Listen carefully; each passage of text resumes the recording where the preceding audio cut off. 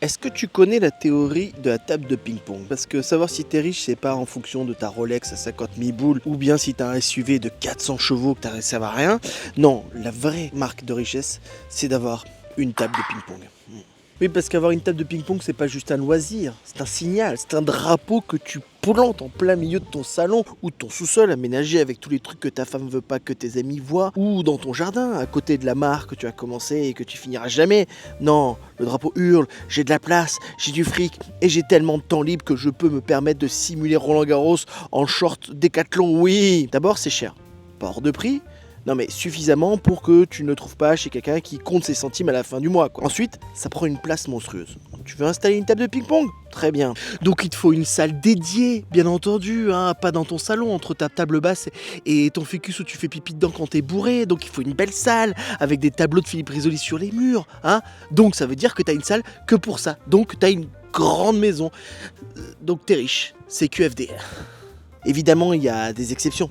Il y a toujours des exceptions, hein. Ces petits grains de sable dans la mécanique bien huilée du capitalisme. Par exemple, la table de ping-pong dans l'open space. Ce monument de la Startup Nation, l'exemple typique de la table de ping-pong qui trône en plein milieu de la salle de repos. Hein, qui te dit, viens, utilise-moi, on est une startup cool, Startup Nation, c'est fun. Si tu utilises, tu deviens l'homme qui branle rien, le stagiaire qui se branle la nouille.